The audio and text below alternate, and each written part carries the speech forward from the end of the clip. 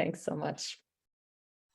Yeah, welcome on behalf of the Blix network into this Accelerator program. I'm one of the people who has the privilege to be here with you all, and I'm really excited about that. Thank you so much for joining us. What we're going to do is I will lead you a little bit through this topic, the 4 keys of authentic self-leadership in times of change and unpredictability and overwhelm, and how you can lead yourself to lead others. And I will tell you everything about it. And also we will do a few practical things. So please feel free to be active with it. My experience is learning by just listening to slide is one thing, but then going into some of the experiences yourself, that makes actually also the difference, how deep it goes and how much it sticks. And really use this as your own time to do a bit of digging, to maybe find out more about certain topics that you might not have heard of so much in the business field, which was why I actually started this work in the first place, because I always felt, why is no one talking about these things when they were so important for my career, for my work life, for my entrepreneurship life? And this is what I want to share with you. And at the end, I will leave some time for questions. So you're welcome during whatever I'm sharing to type in your questions into the chat. And if they make sense as part of what I'm saying, I will stop it and answer your question. And some of them I will just park for the end. Yeah, just so you know, at the end, there will be dedicated Q&A. So feel free to also then ask your questions. But if it's relevant to what I'm saying, you can ask it right away when I'm saying it. So with that, I want to start quite practical with you. What I want to do is, first of all, let's do an exercise. And this exercise is called A Minute to Arrive. So just put away everything. Find a way to sit that is straight and comfortable. Maybe you want to lift up your spine, bring your feet to the floor. And then if you want to, you can close your eyes. Or if you want to keep your eyes open, just find a spot on the floor and just focus your eyes on that spot. So instead of wandering the eyes, just focus them on one spot. And now start taking 3 deep breaths. Deeply in through your nose, all the way into your belly. Fill your belly with air, like make it really full. And out through your mouth. Deeply in through your nose, all the way into the belly. Fill it up, and out through your mouth. One more time. Breathe deeply into your belly. And as you breathe out through your mouth, relax your shoulders, relax your jaw, relax your eye muscles, relax your eyes.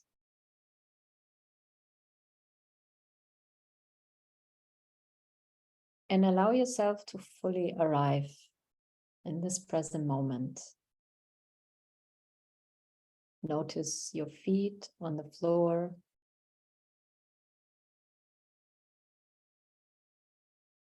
Become aware of the areas of your body that touch the chair.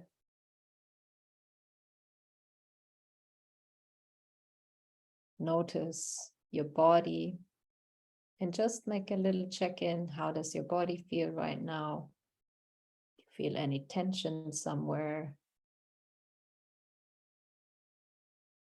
Feel relaxed? Is there maybe some tiredness? Whatever it is, see if you can observe all of this with this inner attitude of curiosity. So you're not judging it, you're just being curious about it.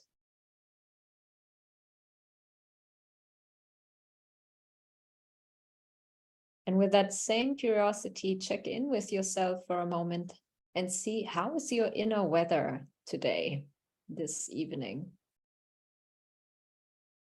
Like, you know, even if you want to, you can describe it as weather patterns, like there's some clouds, a bit rainy, Maybe there's sunshine, maybe a little bit of wind. Maybe it's the silence after a storm. Maybe there's even a rainbow. So whatever it is, be creative with it and also allow it to be as it is. So you're being curious and accept it as it is. How's your inner weather right now?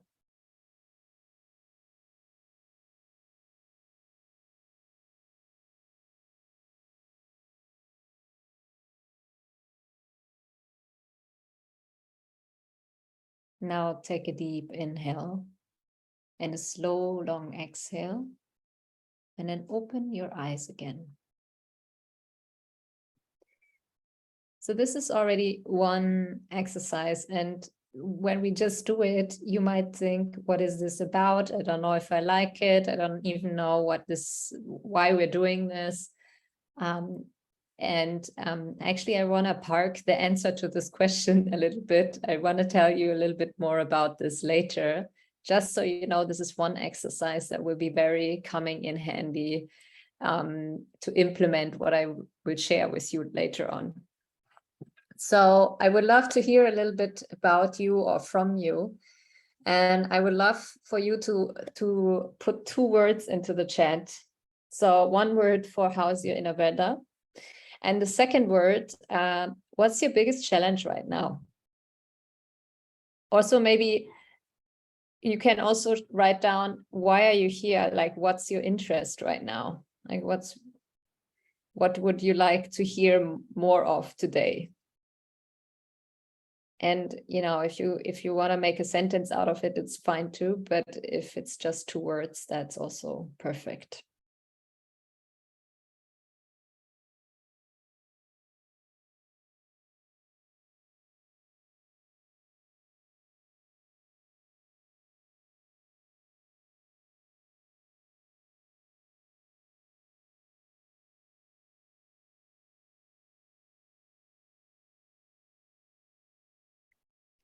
Growing and learning.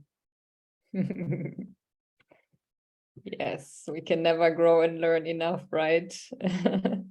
Brain and moving.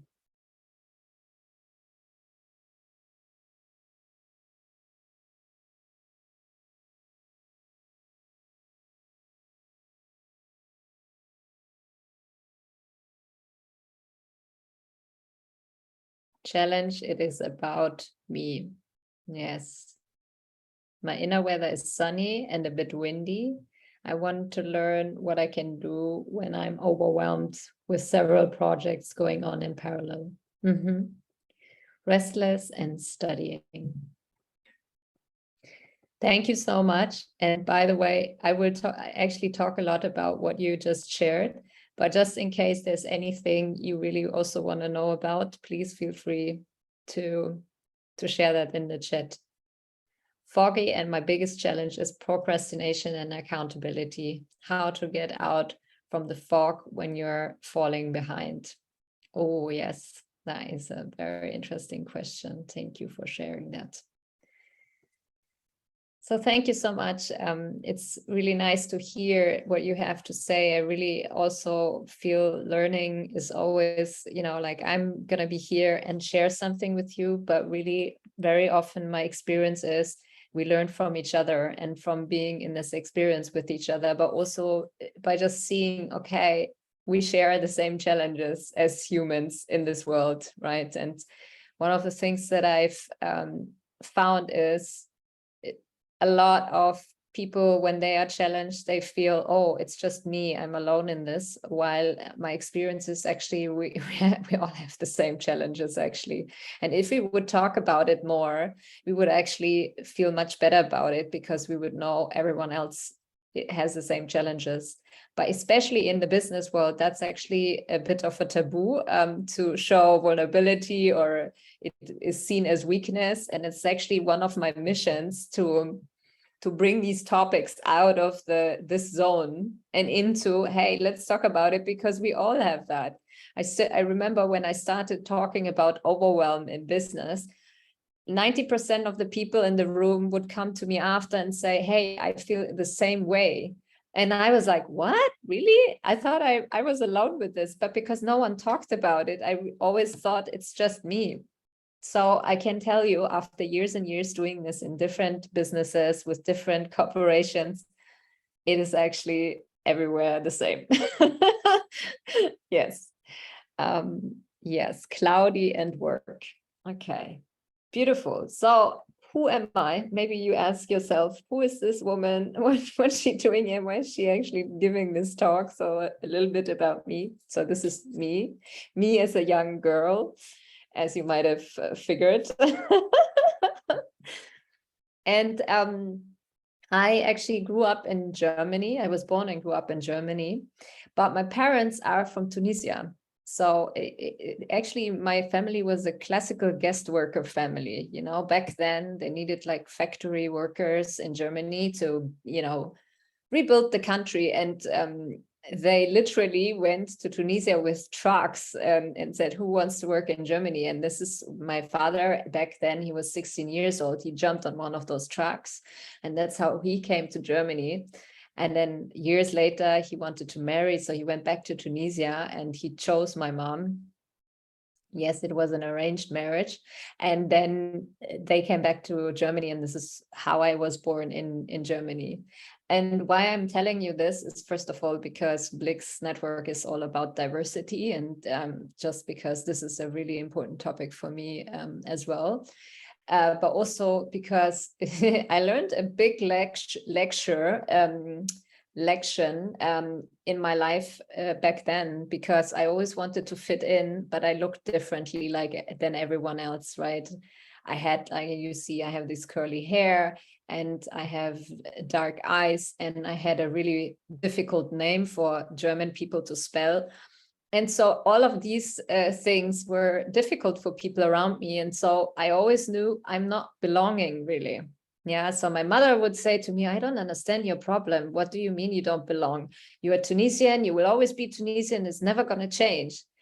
But she couldn't understand my conflict, because I've never lived in Tunisia. For me, this was a country I was visiting. This was my family I was visiting. But when I was there, even when I was there, everyone treated me like the one who came as a guest from Germany. So it wasn't like I felt home there.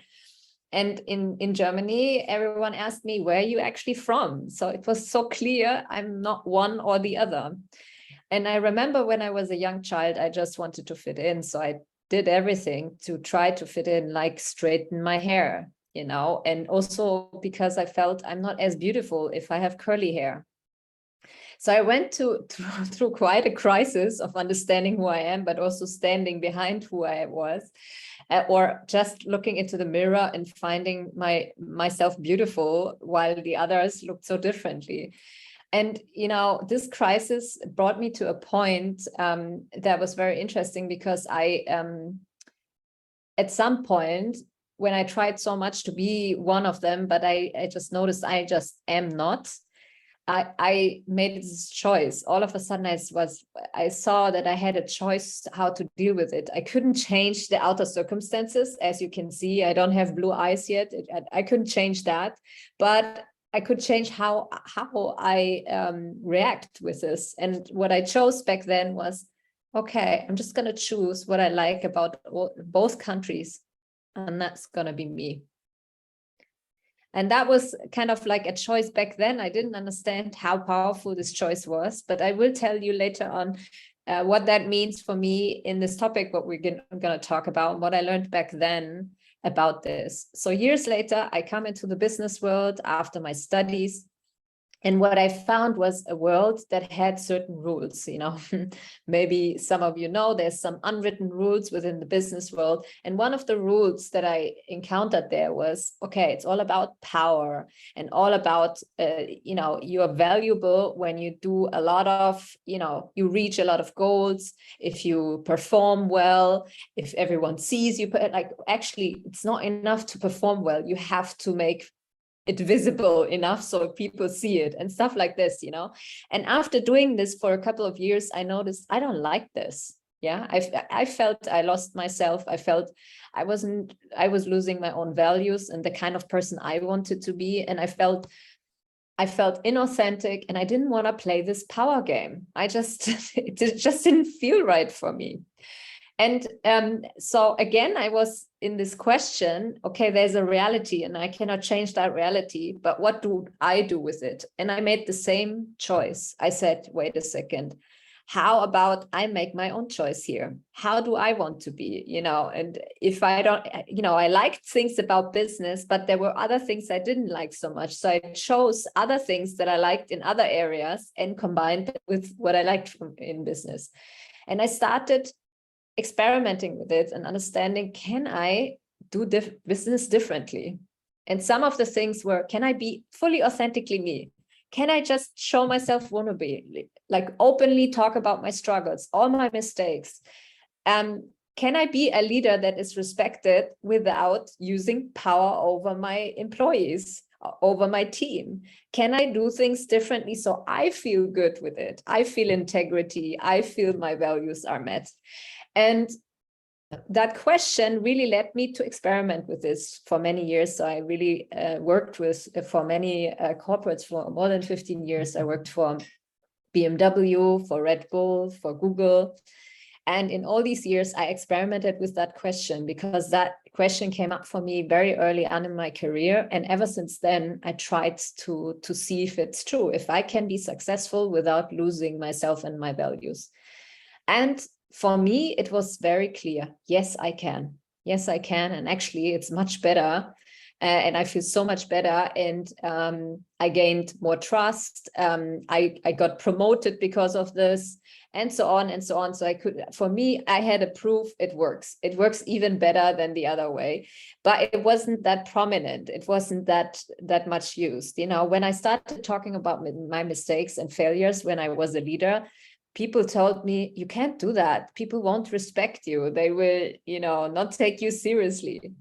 But actually what I found was the other way around. People were, doing their job because there was trust in the team, because they felt empowered, because everything I did was to empower them and to support them, because I let them be who they are. And one time I really noticed how the leadership changed and what it did when I employed someone. And after a week, this person said, I asked him, hey, how have you been? How was your first week in the job? And this guy said, you know what, I was really nervous. I thought, oh, people are so good here at Google. There's so many talents. And I felt like maybe I cannot be as good as everyone else. But you guys talk so openly about what you're not good in and your failures. I saw I can just be myself. And when he said that, for the first time, I understood, wow, that is the best compliment I could ever have achieved for my leadership style. Not, promotion from my boss or some tapping on my shoulder, but that was for me, okay, that is worth it. I understood how powerful it is, because when I observed my team, what I didn't see was the fact that I was so open with myself, that I showed myself vulnerably and talked about my mistake, gave permission for the whole team to do the same. And so we had so much transparency, and we didn't need to have a hidden agenda because there was none from me. So they didn't need one. And this is the power of it. And now I want to guide you a little bit into the journey, because one of the things that I found for myself is, before I can be a good leader, before I can actually do anything with others, I have to lead myself. And about that, I want to talk to you about more in detail today. So why is this even important? First of all, we live in a time of rapid change, right? And I mean, in the last 2 years, we have seen how rapid the world can change. I mean, it's crazy times. And you know what? This slide that I'm showing you right now, I've showed it before COVID, years before COVID, because I always said the prognosis is the change is going to be even faster. Many of us feel like, when is this break ever going to come? Yeah. But now we realize there is no break. It's not how it goes. It will keep going, keep going. There will be another change, another thing. This is just how life is evolving. And especially through technology, life is getting faster. I mean, the generation before us, they still wrote letters to each other. So when they wrote a letter, it took days until the letter arrived, and then days until they received a response. Right now, how we work is we send an email in seconds, the person has it, and in seconds that person can respond. So everything is already through technology much faster. And when we look into the prognosis, actually it's gonna become even faster. Also, we're in times of disruption, right? And what makes these times so interesting is because everything that globally shifts, we know about it. It's not like we don't know about these things. Right now, we know about the demonstrations in Iran. We know about areas in our society that have troubles. We know about the hurricane in Florida. We know about everything that's happening in the world. And things like digital work, AI, automation, world markets, our global, let's say, climate topic, that climate is really on the edge and needs support, and the global crisis, that is all there constantly, and it does something with us. And then also a discussion that comes up a lot is power over privilege. This power over, that some people have privilege and others not, there also is kind of social injustices that are becoming louder and louder, that people say, hey, what is happening in the world? Why is there so much injustice? Why are some people in privilege and have more power than people who don't have that? It's a big discussion. And actually, I mean, I'm glad we're having these discussions, because it's amazing for change to talk about these things, but it's also very disruptive, which means we have constantly, what happens through this is there's the black and white, there's this one side and the other side. And I feel like never before did we have so many discussions about multiple topics: vaccine, no vaccine, privilege, no privilege. Like everything is discussed right now in these dichotomies of this is right or this is right. And it kind of gives us a lot of, inner turmoil and conflicts, but also there's a lot of, let's say, orientation is missing, because we don't know what is right and what not, like which way to go. And all of these things can lead to overwhelm. Because not only because, oh, I can't handle it, or, oh, this person is a bit weak. But to be honest, let's face it, we are just human beings. We are no machines. And a human being has so much capacity for certain things, and then they're full. We're not like a machine that can run 24 hours and never get tired. That's not who we are. We are human beings. We need to rest. We need to wind down. But for many of us, that is not happening anymore. The winding down, the resting is not happening anymore, not in the same way. And another thing that is more and more important is meaning. Like, what are we doing all these things for? Like, why are we here? Why are we doing these things? Why are we in this world? What are we doing in this? Right? Like, what's the purpose of this? And I feel like that becomes a much more important question for all of us than it used to be. Before it was like, oh, be happy that you have a job. But more and more people are like, no, I also want to find some kind of meaning, and whatever that is, or at least understand more the meaning of it. And so when you look at the role of leadership, it totally changes in the last years. And what happens is more and more leadership needs to be a leadership in times of change. It needs to navigate change. It needs to help people to go through change. But how can we help other people through change if we can't even help ourselves through it, if we are crumbling with it? And so with all these things, of course, I don't want to paint a black world and say, oh, it's all negative. Actually, what I'm here to say is there is ways to deal with this. But also realistically, first of all, we have to look at this is how it is right now. So what can we do? We heard, okay, it's quite a rapid change. It's overwhelming. There's a lot going on, many things that we don't have control over. What can we do?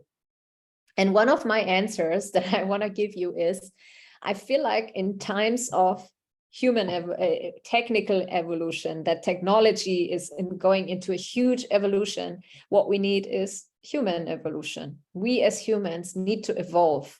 And what I mean with that is we need to evolve in, certain skill sets. Yeah, self-evolution means to take responsibility for our internal authority, to establish our own values, independent of what's happening out in the world, and independent of the culture that is handed to us by society. So human evolution means, how can we go out from being overwhelmed by everything that's happening and starting to gain the skills so we can deal with these times better. And I want to tell you the croissant story. Because for me, this is actually one of the easiest way to explain what I just said with human evolution. So imagine if the world keeps going with the changes and the transformation that is going through right now. And let's imagine in 20 years, our world would be French speaking, right? Through all the changes, all of a sudden in 20 years, it would be French speaking, right? So let's say you would eat from today on, in the next 20 years, every day a croissant. In 20 years, you would still not speak French. You would maybe feel more French, which is what I feel. Sometimes when I eat a croissant, I feel like very French, and I also feel like I'm in France and eating it in front of the Eiffel Tower. I don't know, but there's something about eating a croissant. Maybe you get the gist of it. It's obviously a bit of a joke. But I would maybe feel more French, but I would still not be French, right? And I would still not be able to speak French. And that's the main point. So this is what it means when we're going through this shifting time right now. We need different skill sets. And most people do right now is they eat croissants instead of learning the vocabulary and the language. Because only if we learn the vocabulary, so the skills, and if we use it, can we use it in 20 years when it's actually needed, when the world will be a different one. And so in face of growing complexity and overwhelm, what we need is an inner transformation, a new set of inner strengths and new skills. That is, without that, it's not working. And the good news is there are several skills that are actually trainable and learnable. They are not only available for some, or some are more talented than others. It's actually things that we can learn and train. And one skill that I wanted to introduce to you is self-leadership, because self-leadership is basically the basic to everything. One of the things that I've learned, when I told you about my leadership style and this employee saying, wow, I can just be myself, I noticed that a big part of my leadership style had nothing to do with leading others. It had all to do with me and my person and how I was leading myself. And so in a way, this is what I want to show you today, is this journey from self-leadership to co-leadership, and how without leading ourselves, we can't lead others. And this is actually really, the main point, that we have to start with ourselves.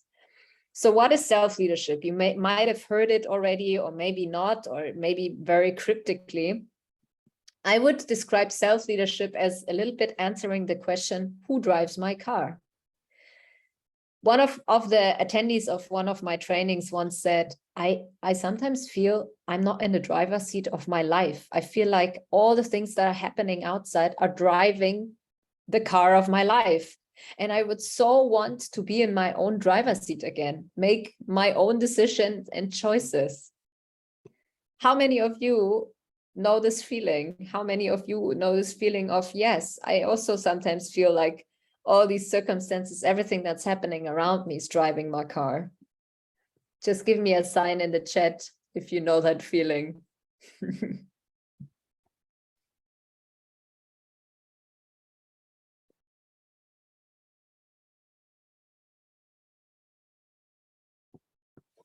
Oh, there's some raised thumbs. That's also great. Thank you so much. Yeah, so many of us have these feelings, right? Many of us know what it means. And so for me, self-leadership is, first of all, that's the interesting thing. Very often we actually only notice afterwards that we were not driving our own car. Very often, only looking back, we're like, oh, I could have chosen differently, but I just went with what was going on. And so first part of self-leadership is actually to understand, oh, I'm actually not driving my car right now. And then the second part of self-leadership is to take back the driver's seat of our life. And here are 4 keys that help us to take back the driver's seat in our life, to deal with overwhelm, change, stress, and all these things better. And we are going to go through all those different steps together. So first of all, first key is self-awareness. And self-awareness is really understanding ourselves better and what happens actually. Yeah, self-awareness also means, oh, I'm actually right now not driving the car of my life, you know. And then purpose. And purpose, I don't mean it in a cheesy way. Purpose for me is a deep question of understanding, who am I as a person?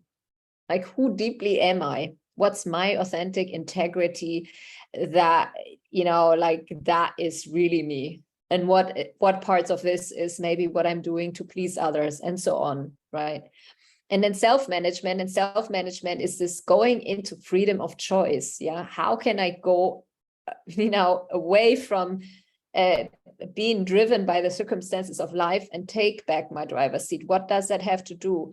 How do I deal with stress? How does stress take away my driver's seat, and so on? And we will go deeper into all those topics. And then embodiment. And embodiment is really what I said with speaking French. That means that we learned the vocabulary, we understand the grammar, we practice speaking the language. And the more often we do it, the more it's there. And why I talk about embodiment is also because a lot of people talk about mindset shift, that we just need to have the right mindset.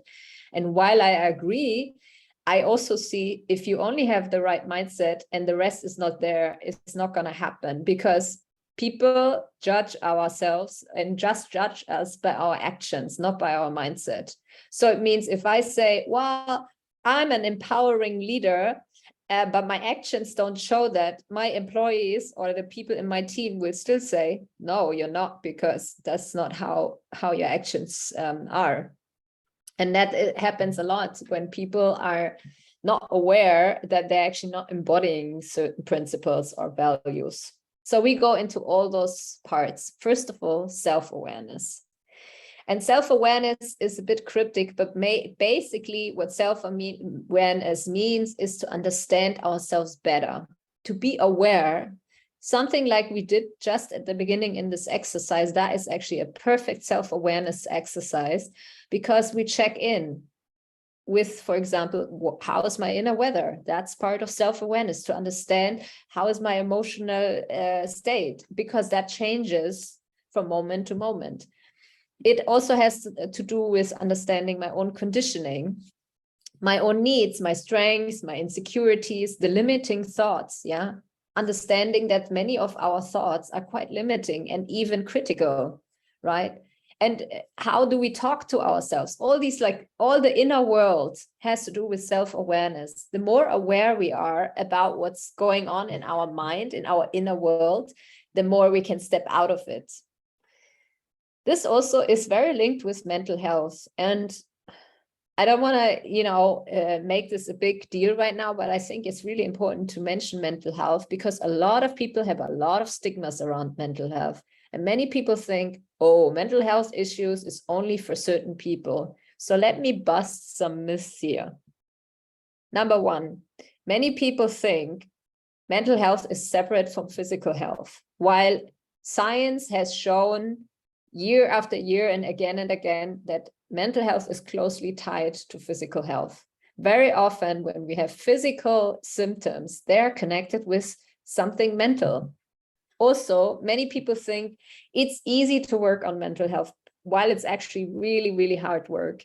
And many people think this is only for people with mental illness. And that's not true. Actually, it's something all of us have and have to work on. Actually, that's not something only the people do that have a problem. But unfortunately, it's a bit stigmatized in this direction. Also, many people think, oh, it's a rare thing to struggle with, but actually it's very common. All of us in our lifetime will struggle with mental health again and again. It's nothing bad about it. It's just being a human being. It's very normal, actually. And many people think it's not important to take care of, not important to even think of, or only take care of it once they're in trouble already, right? While it's actually worth prioritizing and taking care of all the time. And many people think mental health is the same thing like a mental illness, and it's not. What mental health and taking care of mental health means is taking care of our emotional and social well-being. And that is something that has a lot to do with driving the driver's seat of our life. Because when we do that, we know that this is part of taking care of ourselves. And it's also something that helps us to take back the driver's seat in our life. So another thing that actually is quite powerful, and that's why it's so important to have self-awareness around it, is conditioning. And conditioning, you maybe have heard it or not, but let me put it in short, because about conditioning, I could make a whole talk. But conditioning is basically what we bring from our childhood, from our upbringing, from our socialization about what is good behavior and what is not good behavior. And what we do is these behaviors that we learn are good ones. We start having them and behaving like this. But what is interesting about conditioning is sometimes this drives our driver's seat of the life, which means the conditioning becomes the driver, and we don't even know that the conditioning is driving us. And it brings us to do actions or to live our life, for example, in an unhealthy way. And I want to give you one example of conditioning, which is being the overachiever. Yeah. And of course, I don't want to tell you all, hey, don't achieve great things. Of course, achieve great things. That's amazing. But I just want to point out that many mechanisms behind overachieving are actually conditioning behavior. Because I give you an example. If my mom would always tap me on the shoulder when I did something good, when I achieved something, I remembered, okay, when I achieve something, then I'm loved. I know my mom didn't mean it that way, but through always talking about my achievements, this is what I saved in my brain that is the right behavior. And then I enter the working world, and there, I mean, overachieving is always good. It's seen as something good. It's seen as something that makes you successful. So I kept overworking. I kept working for 5 people. But at some point, when I learned about conditioning, I understood, wait a second, I'm not doing this because I want to. I'm doing this because I'm conditioned to do it. My overachiever is driving the car of my life. It's not me. And this overachiever doesn't feel I'm worth it if I don't do it, right? There's also a self-worth behind it, because I felt without achieving anything, I'm not worth anything. And what is really interesting for me was when I understood about conditioning and I learned how to overcome conditioning, I started letting go of my conditionings. And by the way, it's a rabbit hole. I thought I just had one conditioning, and then I figured out I had many different ones. For example, being the nice girl is also a conditioning, right? To always be the nice person, never say no, not having good boundaries, for example, and so on and so on. So I only want to introduce it to you shortly, but this is also part of self-awareness. The more self-awareness we train, for example, through an exercise that we did at the beginning, the more we can actually understand from which space we're acting. Are we acting from a real choice right now, or are we acting from a place of a conditioning, for example, right? And in my case, I noticed I was acting a lot from conditioning, right? That wasn't really what I wanted, or that wasn't really my choice. It was conditioning that led me to it. And now I understand why it's so important to take back my choice, because I was doing the overachievement not because I really wanted it. I wanted to just please everyone. And And that brought me to overworking until a way that wasn't so healthy, for example. The other topic that I want to talk to you about is purpose. And purpose is kind of like the second key of self-leadership, which has a lot to do with taking back the driver's seat in the form of what kind of person do I want to be? Who do I want to be? And in a way, I would say understanding our purpose and really understanding where we walk and what kind of person we want to be is like a red thread. I call it a red thread because when you are in crisis, when things get really difficult in life, and they will get difficult, that's just how life is, right? I'm not promising you a happiness code. I'm not promising you do 3 things and you're going to be happy in your life forever. No, what we talk about here is not a pill. It's actually something more authentic, which means in difficult times, it's difficult, full stop. But we can learn to deal with difficulties differently and actually navigate them in a way that feels even great, that brings us to growth. And my experience is every time times get difficult, I remember my purpose. And that purpose gives me this red thread. It's almost like a lifeline to follow at least that. I don't know what's happening. I don't know what's going to come next, but I know who I want to be in my life. And that gives me so much strength and self-esteem that has nothing to do with pretending that I'm so great. It is really a deeply rooted knowing that I know what I want to contribute to this world. This is really powerful. To really go into that quest is such a powerful thing. So if you imagine you're in the midst of the hurricane, if you can answer that question, who am I? What kind of person am I?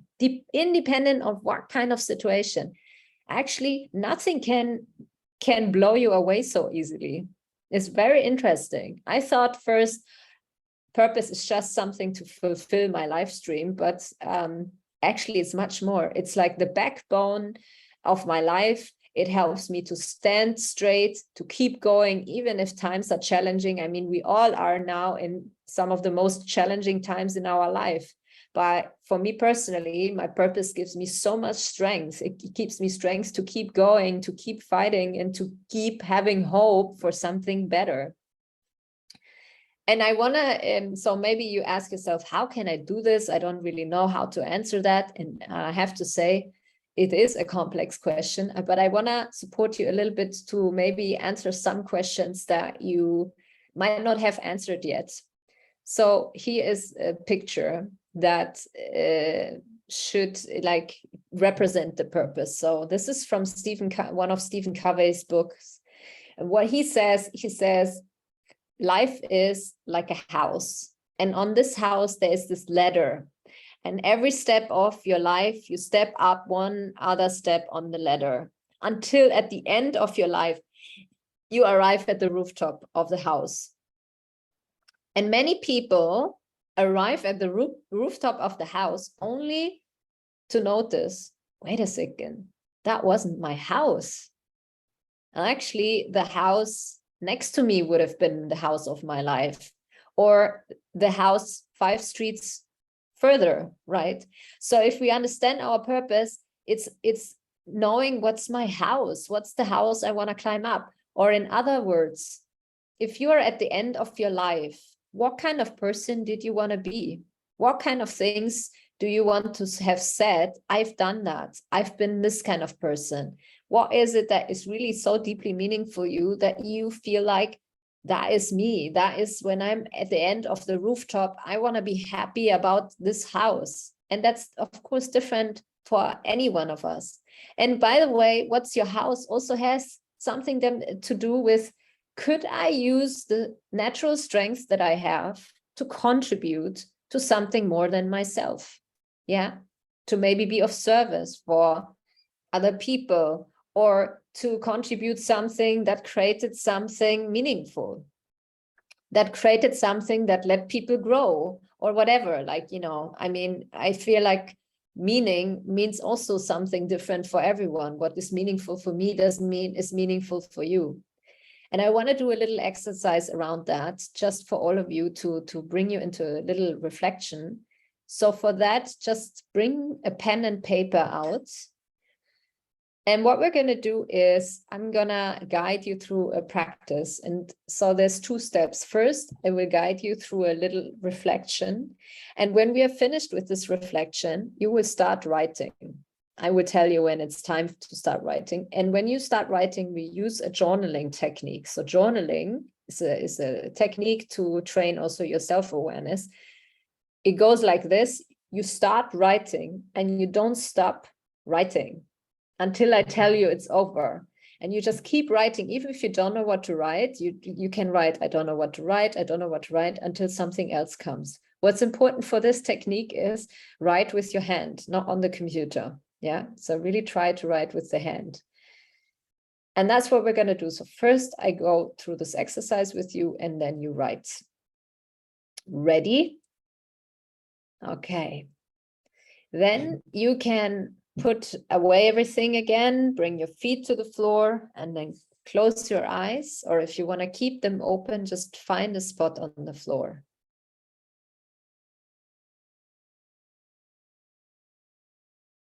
And I will give you some questions in a bit. And when you hear those questions, just allow whatever wants to come spontaneously to be your answers. So don't think it through so much, but see if you can just allow whatever is the most spontaneous answer to that, even if that answer is illogical or you're like, oh, that's crazy. Just allow it to be crazy. Yeah. First of all, just take a few deep breaths deeply in through your nose. Fill your belly with air. Out through your mouth.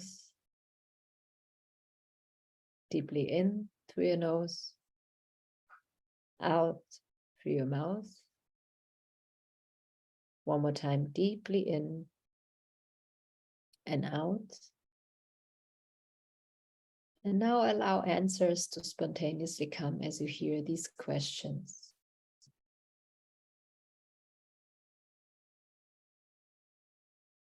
What makes me truly alive and makes me shine when I do that is.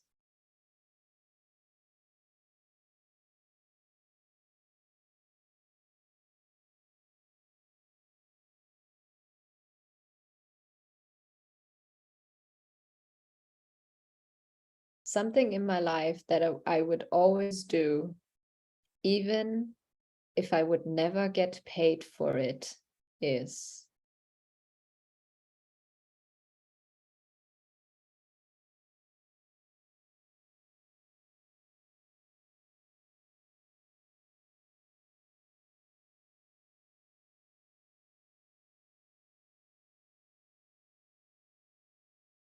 When I arrive at the end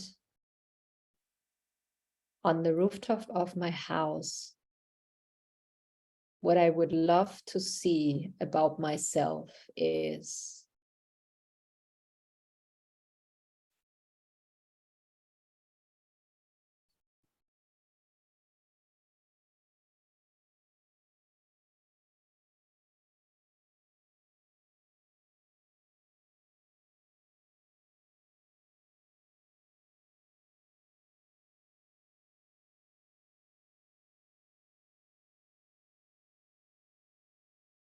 a role that I usually take within groups and teams is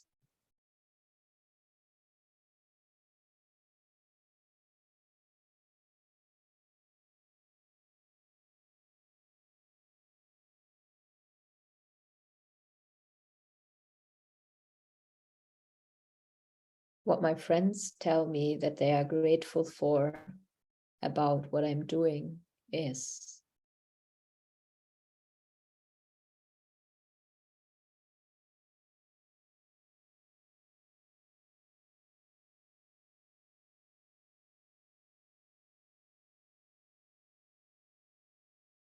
And let's turn it around. If I had every money in this world, what I would do is.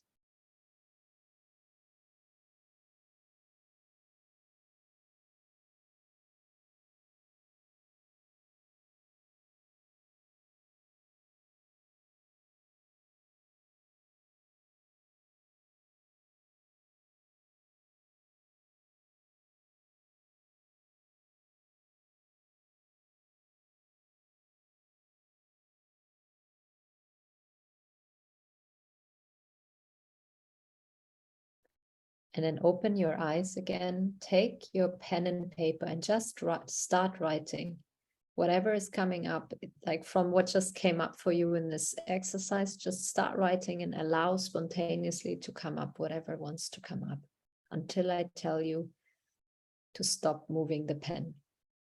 And if you don't know what to write, just write, I don't know what to write, until something else comes. Keep your pen moving.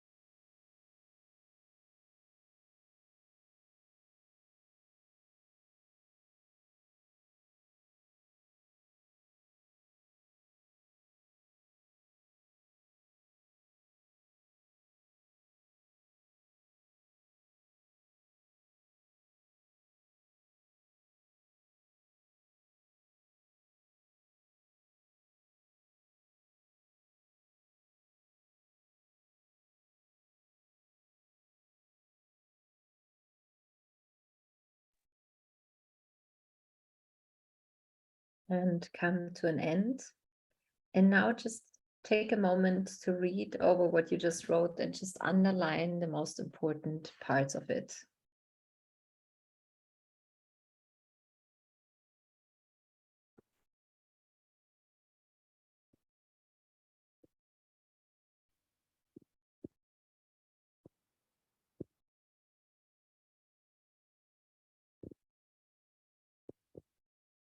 And now I invite you to write into the chat, and feel free to just do this in one word. What's one thing you have discovered for yourself in this exercise? Final answer, love. Wow, that's deep and profound and so important, right? Yeah, very often when we walk through life, where we put our actions is very often not what's really important for us, right? Very often other things that are actually important for us get in the background, right? So when we sit on the rooftop of our house, yeah, have I been loving to other people? Have I been loving to myself? And that's actually something a lot of people say when they finish their life. Adventure. Nice, yeah. What is meaningful? And I mean, I don't want to convince you to not work anymore. Obviously, this is all about work, what we're doing here, but other things are also important. And how can we either combine all of these things or have more space for other things that actually count for our life? That is also taking back the driver's seat of our life. I remember that I always said, well, I want to spend more time with friends, but I have no time. I'm working so much, right? But then I also thought, okay, what if my life is over at some point and I've never spent time with my friends because work was so much more important? And actually, if we take space for what's really important for us, we are not letting go of work. We're actually getting better at it. We become more passionate. We're more like, even love has a great place at work. If we bring love into everything we do, it's powerful. The importance of routine. Yeah. Especially healthy routines. Yeah. If we bring healthy routines in our life, they make a big change. You know, like I really love this saying at the beginning, it's just a habit or routine. But after a while, it becomes the way we think. And after a while longer, it becomes who we are. And so great routines can be exactly that, can help us to, really embody who we want to be. And so now let's go to the third key. And that third key is freedom of choice. I called it self-management, but I want to call it freedom of choice here in this, because, we all know that we have a choice, right? We all know that in principle as humans. But then when outer circumstances come, very often we forget about that choice. We feel like we are so limited by everything that's happening around us. We can't even do anything. And I want to specifically talk to you about when times are stressful, because actually there's even a scientific explanation why in such kind of situations, when we are stressed, when there's a lot of overwhelm happening, when a lot of stuff is going on in our life, that literally we have a mechanism inside of us as humans to hand over the driver's seat of our life. And let's look into this for a moment to really understand what happens when we're stressed. What is our response to adversity, to adverse moments? What is happening? So first of all, what is stress, right? So stress is the body's immediate reaction to a perceived threat, to a challenge or scare, right? And what is very interesting is actually, where does stress come from? And the answer is actually there's an evolutionary topic behind it. So stress came from a time when we had a saber-toothed tiger or a bear, and when they would come towards us, we needed stress and the body's stress response to run, right? Because what stress gave us in that moment is two benefits. Survival, we would survive, right? So being afraid was important for us back then. If we would have in that moment said, maybe that bear is just a friend, we would have been eaten, right? And also the reward is that we minimize the threat. So we had to really be aware, where's the threat? Where could the saber-toothed tiger or the bear be, and run as fast as possible. So these are two mechanisms that we inherited from evolutionary biology. And that is what happens inside of us when we are stressed. So first of all, when the saber-toothed tiger would come, right, our body would get tense, we would have hyperarousal, so hypersensitive, and we would be ready to react, right, ready to run, or as the famous 3 Fs, fight, fright, or freeze, right? And emotionally, we would be super activated emotionally and hyper vigilant, because we needed to, again, be super sensitive and alert. And cognitively, so our mind would have a negativity bias. Why? Because we needed to, like in that moment, we couldn't say, wow, the flowers are really amazing. No, we needed to say, where's the danger and where is it not? We would only look at the danger, right? Because that would help us to survive. So this mechanism also comes into our life when we're stressed about work, for example. If we receive a difficult email, if we're angry about something, if we are in times of unpredictability, which is basically our life right now, right? Unpredictability, like, ever since COVID started, we live in a time when nothing is predictable anymore. It's like, we don't know what's happening next month. So I just want to share with you that on an evolutionary perspective, this brings our whole body into hyper alert stadium. So many of us, that's the reason why many of us can't sleep properly anymore, or constantly feel stressed and feel like I can't even rest properly anymore, or I have a lot of thoughts. Maybe you know this, when you go to sleep and you feel like you have constantly thoughts in your mind and they just don't stop, or you just constantly try to solve problems, or you think the same thoughts over weeks and months and it gets really crowded in your head. All of this is the reason for this threat response system, because we have that even if it's only a perceived threat. And not knowing what's going to happen tomorrow used to be in the saber-toothed tiger time, that was a danger. Not knowing if I go left or right, will there be a saber-toothed tiger or not? So unpredictability was in our inherent nature as humans. We don't like that. We don't like not to know what's happening for survival reasons. So let's now think about it. You're stressed for something, for a reason that is not so big, but your whole system is constantly in alert because it feels like there could be a threat. So now cognitively, your mind is in negative bias, right? So you see the whole world from the glasses of negativity because that helps you survive. On an emotional level, even if it's just a stressful email or a stress at job, you are hyper vigilant. You are activated, which means you're super sensitive. Maybe you lash out on people or feel much less having a thicker skin, but you're like having a super soft skin, which means if someone only, stares at you in the wrong way, you already get really angry or you have strong emotions. And on a physical way, you feel a lot of tension, especially in our shoulders. Yeah. But funnily, what also physically happens, what is really interesting, that's why it's also affecting long-term our health, is what does the body do when we have to run from a threat? It gives all the oxygen of the body into the extremities because we have to run, which means if we are in this state for multiple weeks or months, means our organs don't get enough oxygen because it's not flowing there. So isn't that interesting? So this whole mechanism is something that we all inherited as human beings. And for me, it was very powerful to understand this mechanism because then I understood, oh, I'm in this mechanism right now. It has nothing to do with reality. This mechanism is driving the car, in the driver's seat of my life right now. It has nothing to do with freedom of choice or what I want. In this moment, I'm just in autopilot.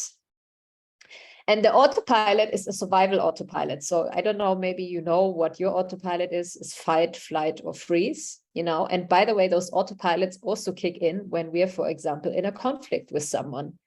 If someone says something that kicks off our survival mechanism, then we might, I don't know who you are in a fight. Yeah. Are you the one who always runs out of the room? Are you the one who is always fighting and attacking the other? Or are you the one who's freezing and not saying anything anymore? All of this could be fight-flight responses because something that the person triggers, and especially people who are close to us can trigger this the most, can, kick in a survival response, right? So all these different mechanisms and this survival response in relationships with others comes from our conditioning, what I explained before. So all these things mix together, and that's when we're not driving in the driver's seat of our life. So now the question is, what can we do about it? How do we get back into choice in these kind of situation? And actually, the interesting thing is there's a way to get back to choice. Yeah, it's literally a way to go out of the autopilot and become aware. So awareness, again, the first key of self-leadership is the first part. We have to be aware, oh, I'm in autopilot right now. I'm in survival mode right now. And then here in this next graphic, you kind of see the fascinating thing that we can do as human beings, which is we have this stress response from the saber-tooth tiger inside of us. But actually, as human beings, when we train certain skills, we can get out of that response. So when there's fear, stress, pressure, change, unknown, unpredictability, whatever, what we do as a protection mechanism is we go into autopilot, we go into conditioned behavior. That is also when we have a negativity bias. We see the world from the glasses of negativity. But if in these moments we step out of autopilot, we can become self-aware, which is, I can see, oh, I'm in autopilot right now, or I'm in a stress response right now. And through skill sets to learn, like self-awareness, emotional intelligence, and mental health practices, we can actually go into self-empowerment in such a moment and freedom of choice. All of a sudden, we go from seeing the world like this in our negativity bias to opening it up again. And all of a sudden, literally the world around changes us. And a way to express this is actually, this is a really nice picture that shows this in a more visual. So inner growth changes our reality, not because the reality is different or because we are magic, but actually when we're in fight flight mode, when we're just reacting in moments in autopilot, we see the world from a different lenses, as if we had other glasses on. And once we put those glasses off, we see the reality as it is in that moment. And then all of a sudden, we are back in freedom of choice. We all of a sudden see, wow, I have so many choices. There's multiple doors that I can choose, rather than focusing on, wow, the outer circumstances are as they are, and I'm trapped in this, right? And so how can we do that? How can we go back to freedom of choice? And this is where we go now to this fourth key, which is embodiment. Embodiment is really to speak the language of French, to know the vocabulary, to know the grammar of it. And how can we do it? And you might have already had a hunch. One of the most powerful ways to do it is actually mindfulness. Mindfulness practices help us to step out of autopilot. Yeah. And it's not like, I don't want to sell you meditation. I just want to tell you that this is one of the most powerful practices to do to calm the mind and to understand that we're in an autopilot mode. It's literally what mindfulness is doing. The power of it is it gives us the capacity to step back in that moment and even see that we're in autopilot. That's the power of mindfulness. So mindfulness is not just a spiritual practice, although it stems from many amazing traditions, right? But when we look into those ancient traditions, what comes clear, for example, the Tibetan word for meditation, gom, is translated cultivating the mind. So it was always about understanding that we all have a monkey mind in our minds. One of my neuroscientist, Dr. Mario Galarreta, who used to be one of my colleagues when we developed a mindfulness program for Google, he said it this way. He said, we are descendants of the nervous monkey, because the chilled out meditating monkey didn't make it, right? So we all are descendants of the nervous monkey. That's why we have a monkey brain. And mindfulness is a way to cultivate our mind. But also it helps us to train self-awareness. But also what is for me interesting is it also helped me to understand my purpose better. It helped me to understand myself better, be more authentic, because we can look at ourselves from this observative perspective and see things about us that I didn't see before. We can see if we have an inner critic voice and then stop, listening to that voice. All these different things can happen through this practice. And even another thing that happens is a lot of people say, I have no time. I'm super busy. I can't do anything. And there's a nice saying, and it's actually a Zen saying from Lao Tzu. And he says, if you want to be fast, go slow. How many of you know that when you don't have time and you want to be fast, you do anything else than going slow? Of course, because it's counterintuitive. Our autopilot response when we are under pressure is to run, right? If it's a saber-tooth tiger or something else, it doesn't matter, but we want to run. But did you know that when we are stressed and when our mind is stressed, that is actually the worst brain state that we can be in to be innovative, to learn new things and make good decisions? So in a way, what mindfulness also enables us to do is to calm the mind so it can then learn better, perceive things better, make better decisions. So it is actually a capacity that helps us to step back even in our mind. And that's one of the powers of it. I want to tell you one little story of someone who once was in one of my courses, because what he said really represented for me what mindfulness means. Because what he said was, and so he shared that story. He said he would every day when he comes home, his children are waiting for him, and he has a really busy life. There's a lot of stuff in business and there's a lot going on for him. And so very often after a busy day, he comes home and his two children would always run to the door, right? They would already wait. And then when he entered, like turning the keys, they were like, pop, pop, pop, Papa. And what do children do when they haven't seen you all day? They tell you everything they have done the whole day in 2 minutes, right? So they have, and of course, it's these voices that they speak. They speak in high-pitched voices, so it's not even easy to listen to them. And with those voices, they told him what happened. And he was really, every time that happened for him, he was really stressed. And he's like, oh, it's so demanding. I love my children, but these moments are really the worst for me every day, right?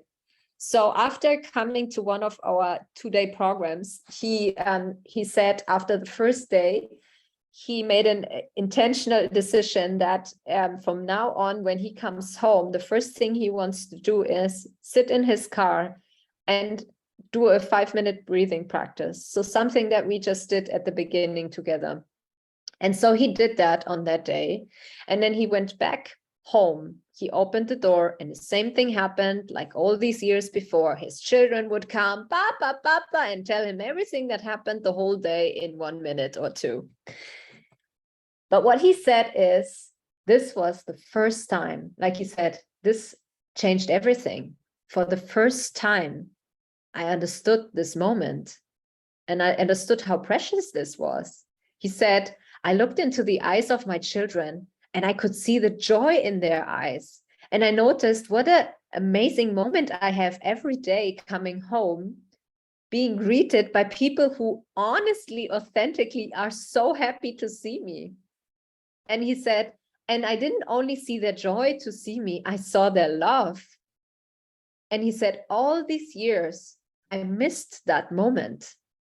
I was so in my head and so stressed, I couldn't see that.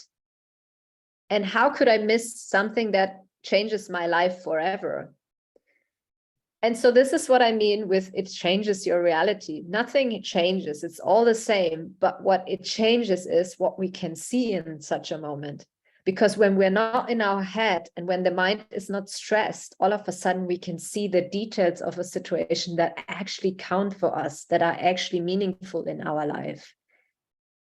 I'm telling you the story with permission of this participant, but also because it really touched me. When I heard that, I'm like, wow, that's why I'm doing this work.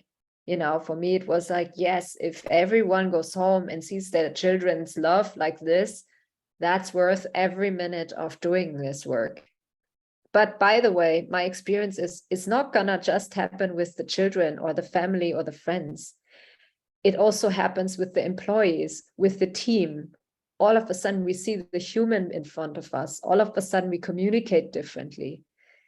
For example, one of the things that mindfulness really helped me do is writing emails differently. Because before I would just write emails to check them off the box. But now I know there's a human being on the other end. So I really connect with that being and say, okay, what would I like to write that person that when they read it, they feel good, you know? And before it was just functional. I need to write this email, by, you know, like there was no connection. Now I always take a moment to connect with that person. And I don't know if they feel it or not, but again and again, people say, I really like reading your emails. And that is something that I also like, you know, and I can tell the conversation is different. So in all areas of business, you will see when you connect to what's really important for you, it makes you successful, not because you follow some success rules, but just because you're connecting with human beings. By the way, that was, you know, I mean, I'm a founder of a startup. My startup is 6 years old now. That is the number one reason why my clients keep booking us, you know, which I never thought. I thought I have to have a fancy logo and an amazing website and all that stuff, which I have. But the number one reason why most people say they want to book us again is either they love our authenticity or they love how much we do the things with heart.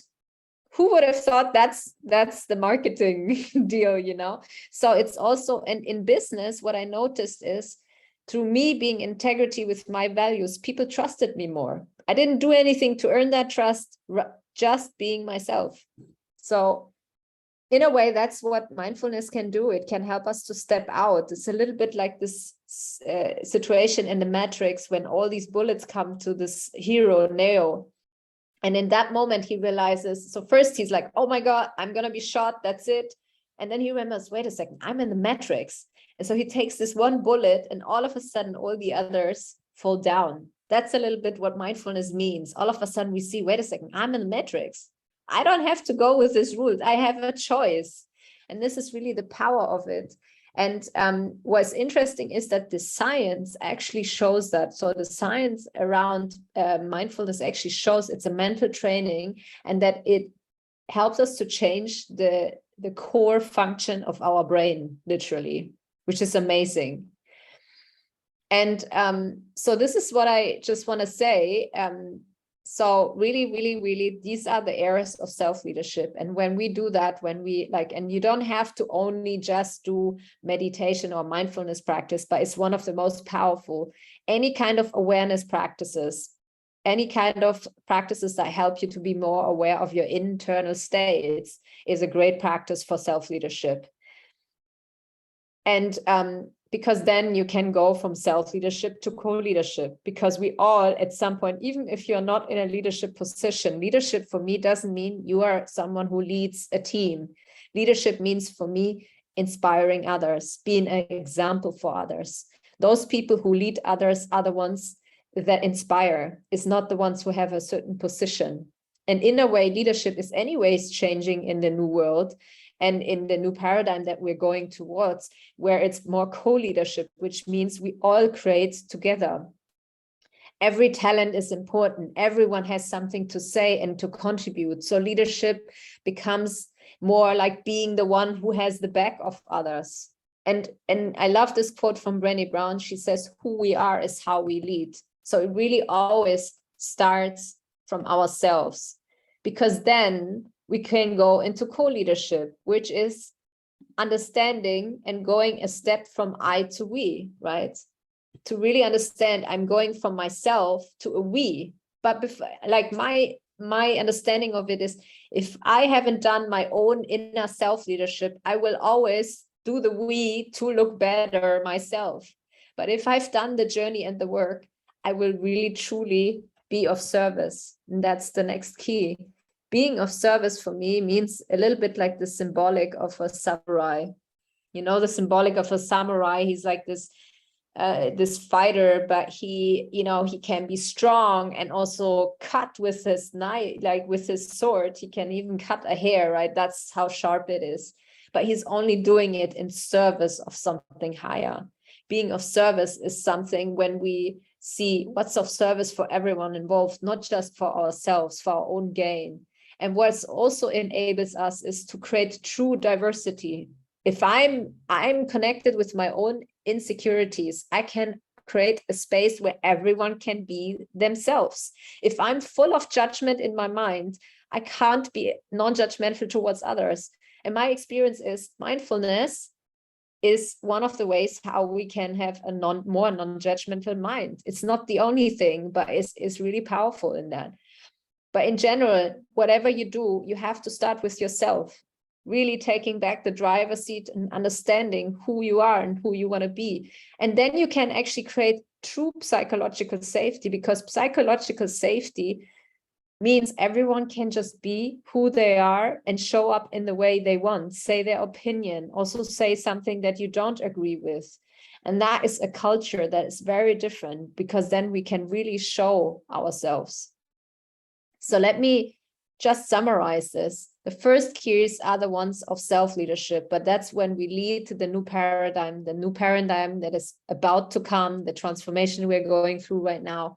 We need self-awareness, understanding our own, understanding, am I in the driver's seat or not? We need our purpose, so the red thread in our life. We need the compass or the freedom of choice, you know, to understand, am I in survival mode right now? Am I in conditioning right now or not? And then go into embodiment. I really step back and see, who do I actually want to be with my actions?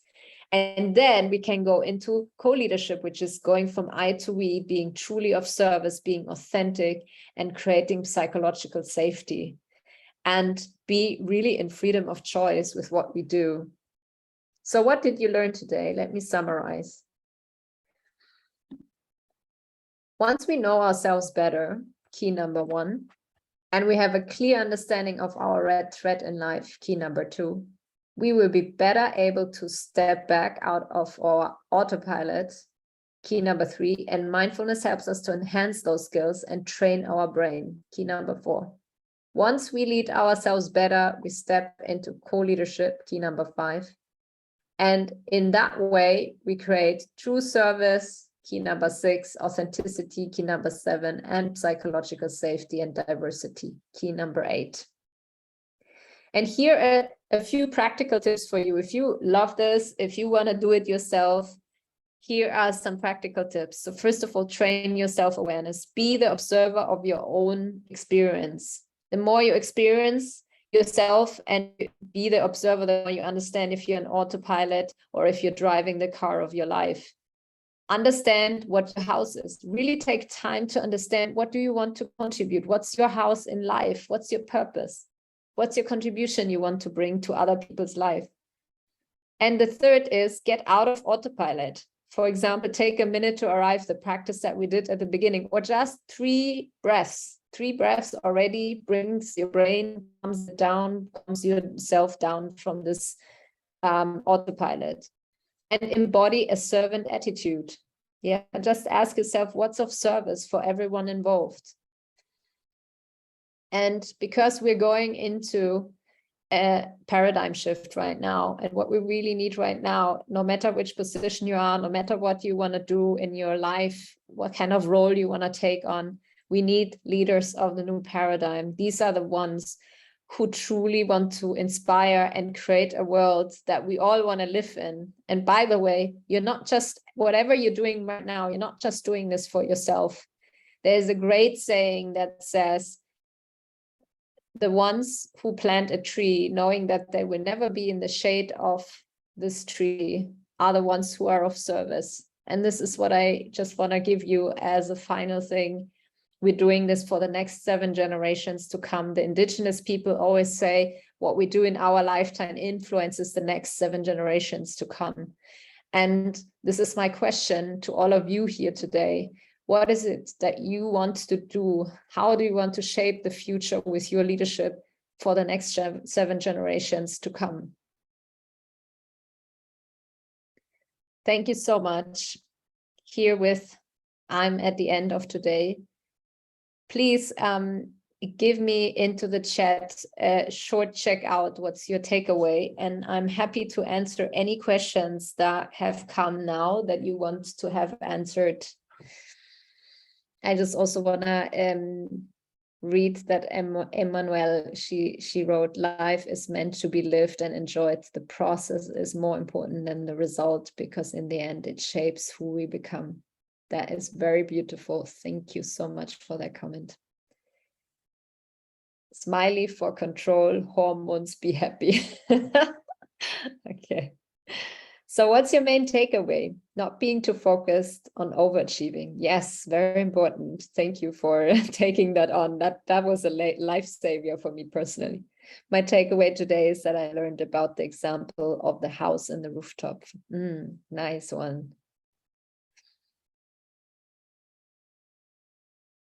Yeah, and feel free also to ask your questions, whatever you want to say. I mean, I was telling you a big topic. I mean, I can talk so much more about it, but this is obviously an overview.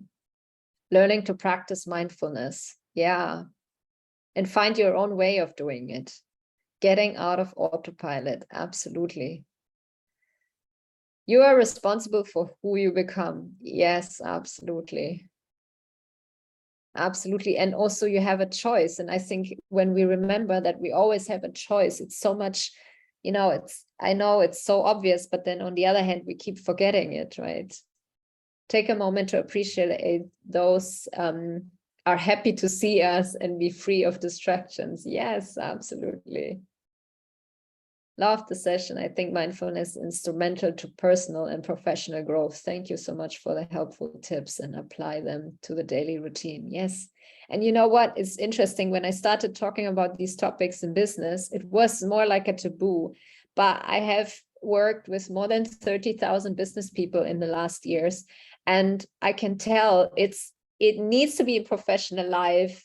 everyone who is not putting these topics into their professional life yet will not speak French in 20 years. Literally, it's one of the most important skills to have, to step back, because outside structures are falling apart, even in business, right? We go to agile structures now, to self-organization structures more and more. And although it's amazing that we're not so hierarchical anymore from the structure, it means every one of us needs to self-organize within a company also. Within a startup, we need to be able to do that. To be agile means we have to lead ourselves. Thank you all so much. I love your comments. I see there's no further questions there. And also we are already. I have one question, if you are possible. Yes. For a wonderful journey in this evening. It's very interesting. But I have a question about in this life, everything it's controlled. One exception, what control of tiger. Tiger, it's possible to be controlled. I personally think it's all about letting go of control.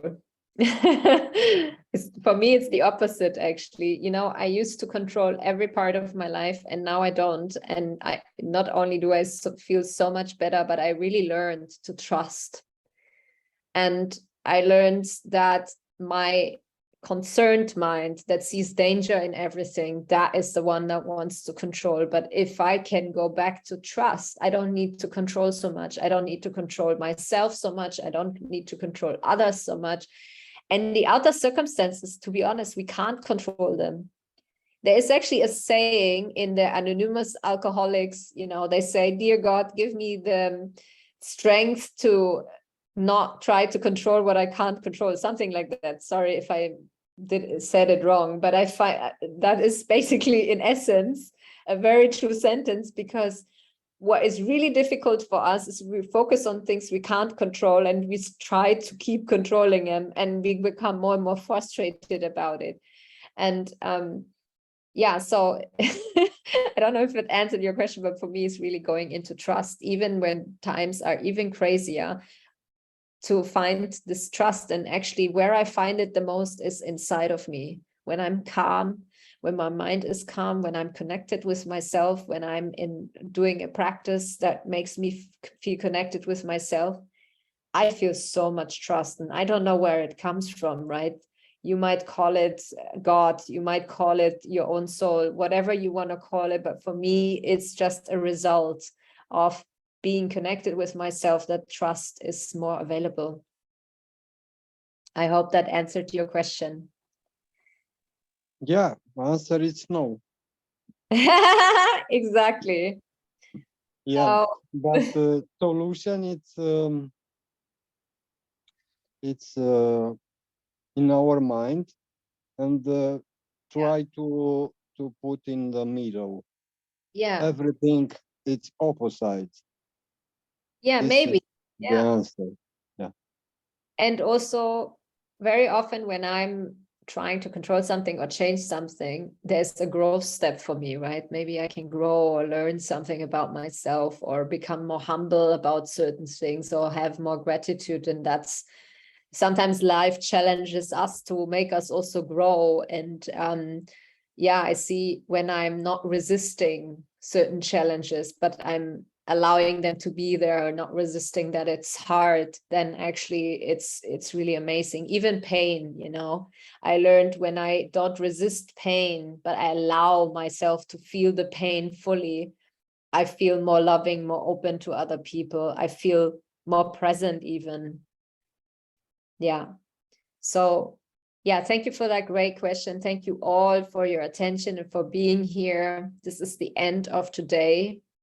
And yeah, I'm really grateful that we have been here together. I wish you all the best for the rest of this Blix journey. And hopefully you tune in to some other amazing people who will do some great workshops. And I'm handing over to Maria to just tell you one last thing about the next workshop. Thank you all so much. Yes, thank you very much, Mounira, for an amazing session. And thank you everyone for joining and staying with us until right now. Just wanted to mention the next workshop that we're going to have this Thursday. It's both for those of you who are in a career accelerator or the startup accelerator. So come learn more about how you can build your brand, whether it's to accelerate your career or your startup. It's going to be a very exciting session, and I hope to see a lot of you there. Thank you, everyone. Thank you. Bye-bye. Bye, everyone. Thanks. Bye, everyone.